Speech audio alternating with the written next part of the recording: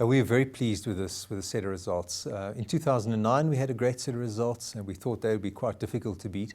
But this year, we've had an outstanding set of results. We're more than 100% up on headline earnings.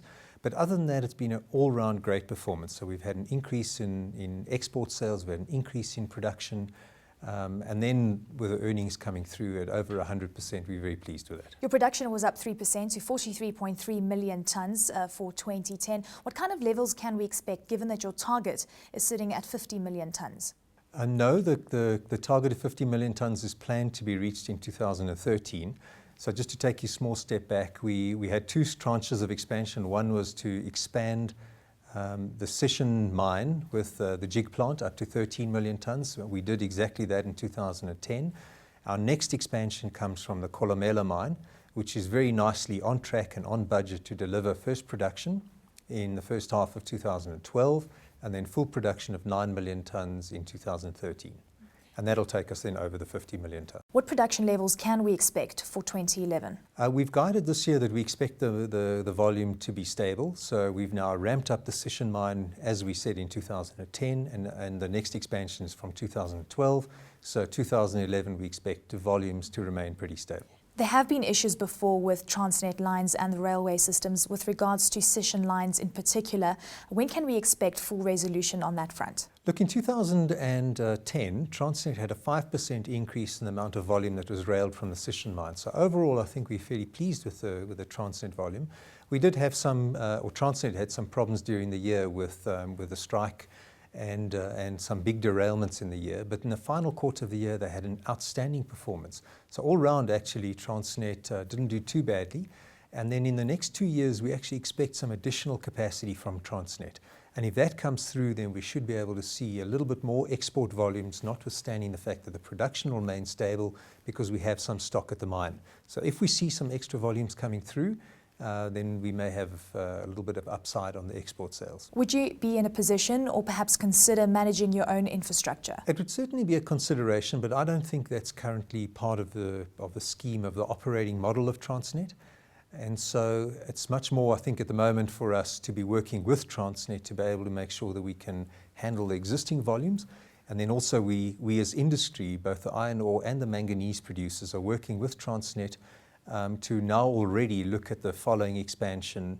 So although we are only now expanding the capacity for the Kolomela volumes, we're now looking at even beyond that already now so that we can be in time for those expansions. You mentioned that should Transnet and the railways be more efficient into 2011, you're not going to be increasing your production because you do currently have stock. How much of an increase do we need to see from the likes of Transnet and with regards to efficiency with the railways for you to be able to ramp up production even further? The current existing rail line capacity is 47 million tonnes. Transnet are going to be expanding that to 60 million tonnes.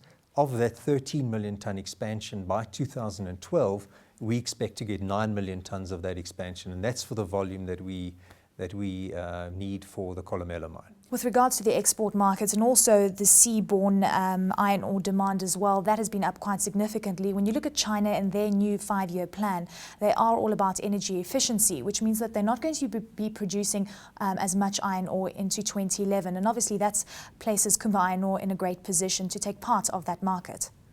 Yeah, so China, notwithstanding the fact that there's a new 5-year plan in place, where the Chinese government rather seem to have a stable increase rather than very rapid increases. So there's still going to be an increase in crude steel production in China. This year we're expecting about a 5 to 10% increase in crude steel production in China.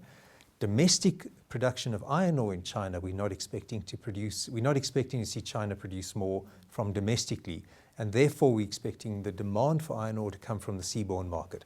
And therefore, that's very good for a company like Kumba, because any extra volume that we have, we'll be able to export that into China. Tell us about how your mix in customers have changed over the past few years, given the fact that you are becoming a far bigger player in the global iron ore market. We have a strategy to actually diversify our customer bases slightly, and we have therefore about 20% of our volume goes into Europe. About 20% of our volume goes to Japan and Korea, and we're very happy with that geographical spread, and then 60% goes into China.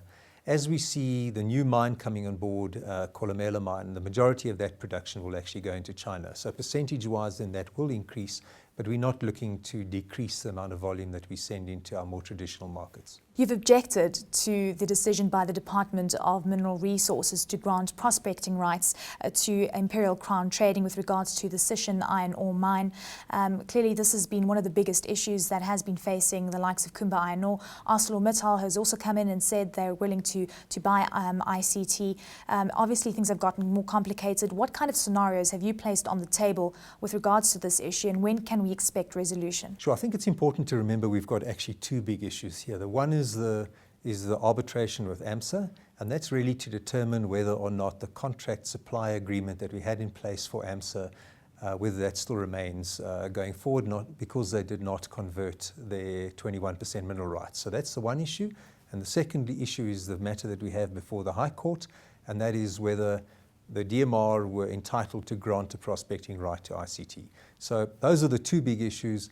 I think it'll still be fairly difficult for us this year. I think it's going to be a topical matter, but they are now in the correct places. They are before the courts, and we seek for the courts to make a ruling in this regard. What do you make of a possible new steel company in South Africa headed by Lazarus Sim, who was formerly with Kumba Iron Ore? How could that change the playing field in the country? Look, I think it's important to remember that actually South Africa, in terms of the size of GDP, actually South Africa's got a very strong steel a size of steel companies, size of steel market in South Africa versus the size of GDP is actually very strong.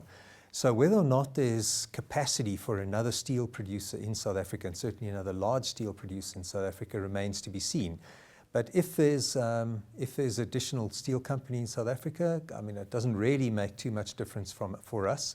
But it'll be very important for a steel company in South Africa, additional steel company, to be able to be competitive on an international stage, because there's not too much more demand from within South Africa coming, and therefore a new steel producer in South Africa would have to be able to export competitively.